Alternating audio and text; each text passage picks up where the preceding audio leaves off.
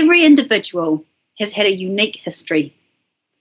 You've had unique experiences, unique learning opportunities. And there's a real intricacy to all of that. We're human beings, and human beings are complicated. One of the books you'll meet in the process of working through the course is called The Resilient Practitioner by Skovholt and Trotter Matheson. The authors make this point in the first chapter.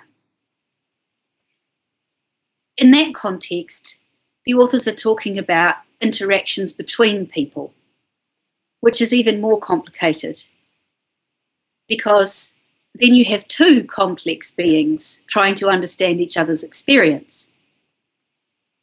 In the Review of Learning course, your focus will be on your own experience.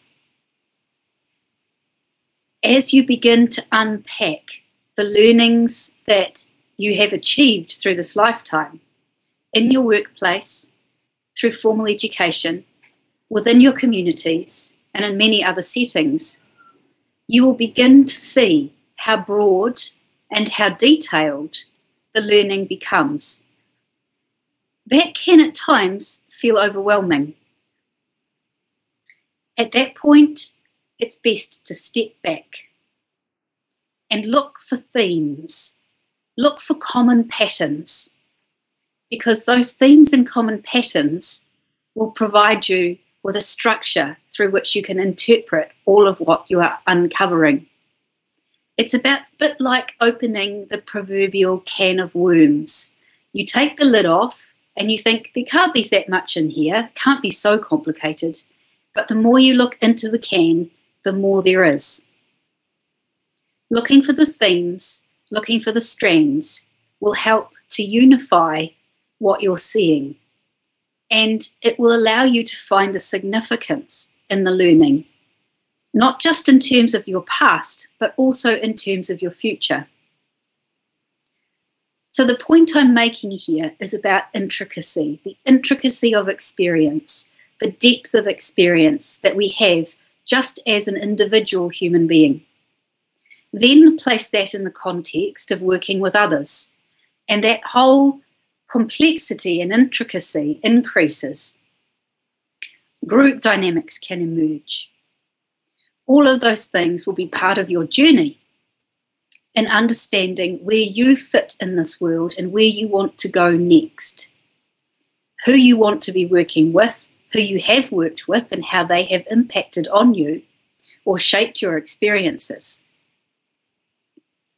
As you work through the activities in the course, you will have an opportunity to unpack all of this intricacy. As if on the other side of the coin, there's also a need to recognise what's referred to as ambiguity. Again, in the readings from The Resilient Practitioner, you'll find this concept mentioned as well. It's a consequence of the complexity and intricacy of a human being. Ambiguity occurs when we are interpreting another's experience or our own experience. Because it's so deep and intricate, it's best to assume, for instance, if you are a practitioner, that you can never really know the full picture, absolutely everything that there is to know about any situation. I meet this on a daily basis in my own practice.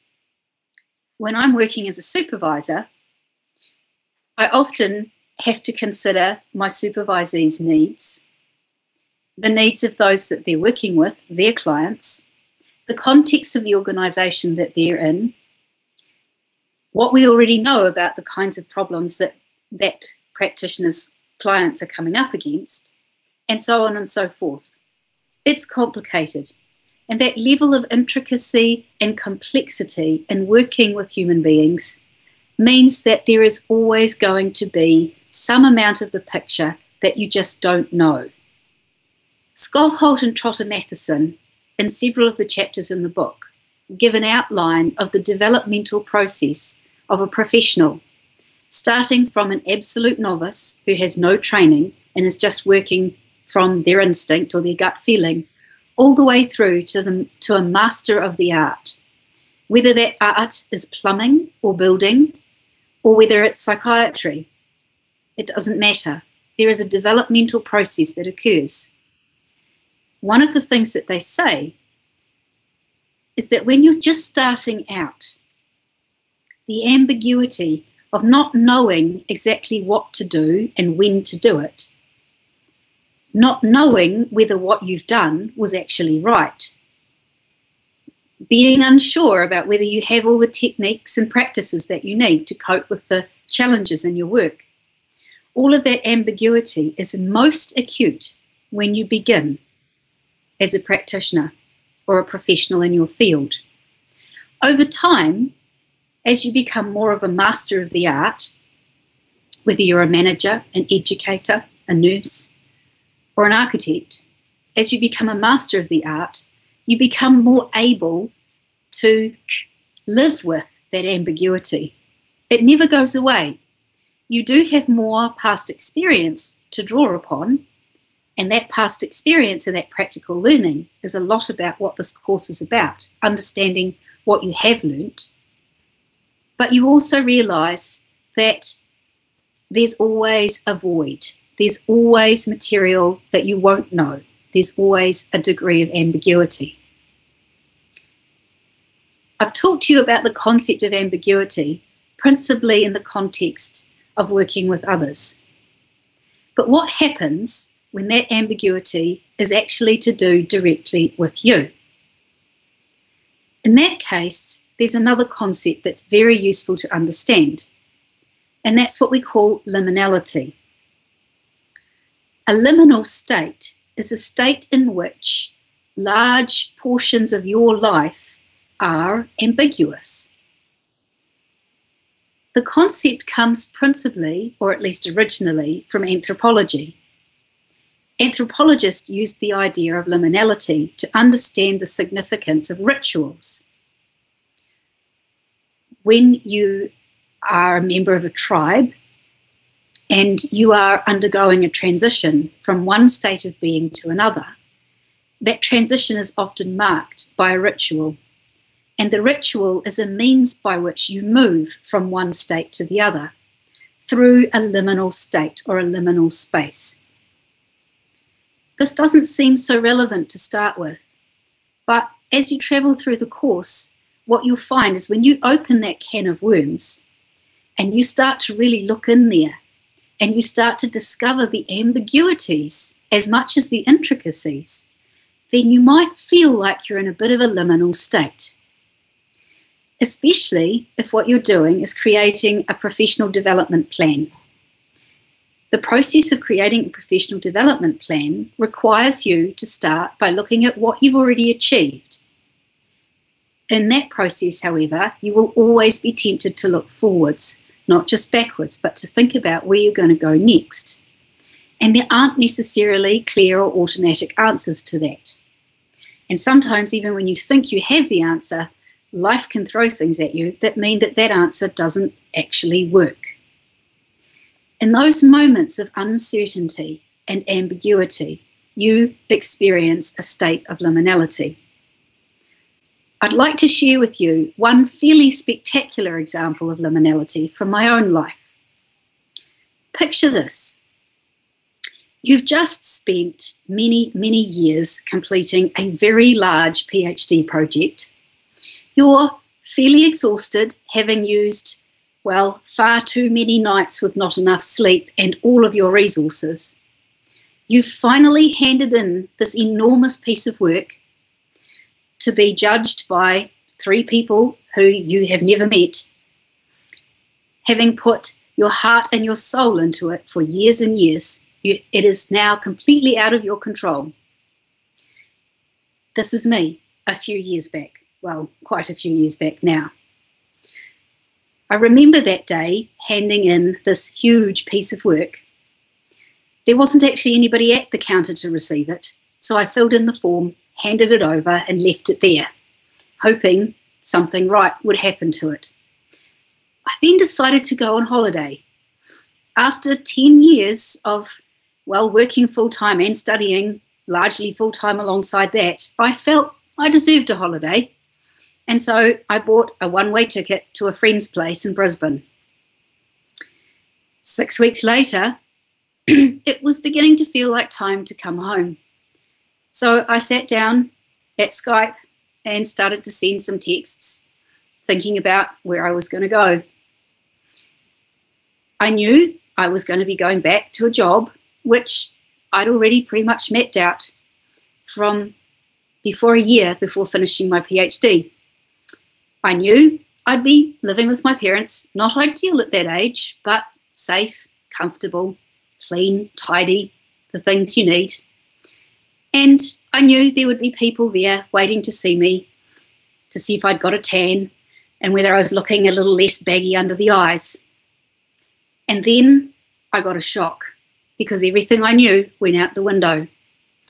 As I was busy sending chat messages to my friends back home, I got a message from an elderly friend that said, "Have you heard about the earthquake?" Now, at first, I didn't take this very seriously because this friend of mine had been known to be a practical joker. So I said, "Yeah, right, pull the other one." But then he texted back very seriously and he said, "No, I'm not kidding. There's been an enormous earthquake." And then it began to dawn on me that maybe the way I thought the world wasn't how it was. And I discovered there had indeed been an enormous earthquake. And the reason that I wasn't getting many messages back in Skype was that there was no electricity, no communications, no sewage, no power. In fact, several broken houses happening not so far away.